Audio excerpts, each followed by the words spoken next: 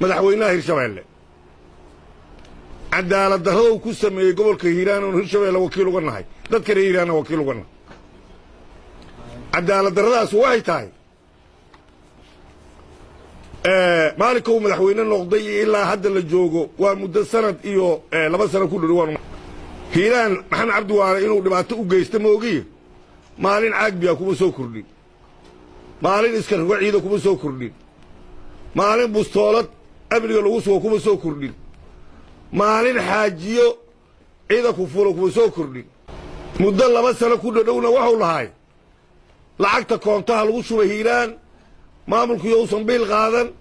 ciidanka amniga yaa wax la siin walbaana systemka loo marsiina kadibna walbaana la barwaaqaynaaho wax kale loogu bedela labadaas sano walbaan baarlamaanka Hirshabeelle wax mushaar uu siiyay ma maqal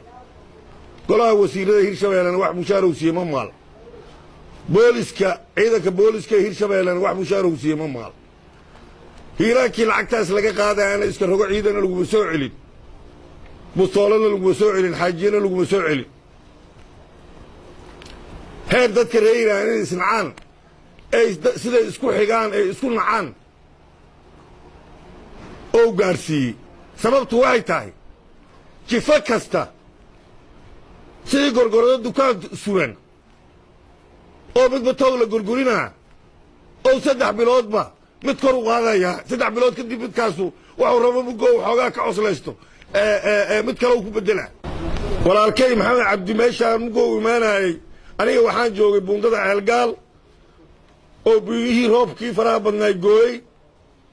shalabeen iyo 6 habeen waxay moogaydo roob igula daayo oo yimid waa yimid 6 saaco habeenimo anoo ceelgaal roob igula daa wiilal yar oo asiga oo adeer iyo mid uu yahay mid uu abti uu yahay ay yireen madaxweynaha biri imaanaya aniga gobernatoora ayuu soo waco ku doobiye biriyan ku imaanay ogow ima soo dhig wiilashaas la loo soo xiriyo adeerku yahay aniga isoo sheeg 6 saaco bay isoo sheeg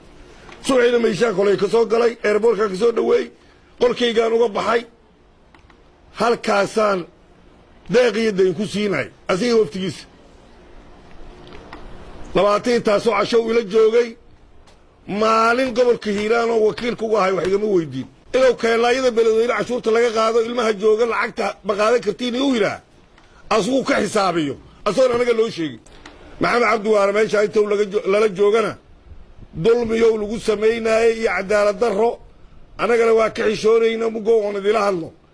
jawaab ka siiyo wuxuu ka shaqeynaa islahayn lama hadlino waa laga dhuuntay diyaarada ay fadhidaa soo libiso qolkii ka soo bax wuxuu Maxamed Cabdi Waare ka shaqeynaa ma qaadanayno mana qaadan doono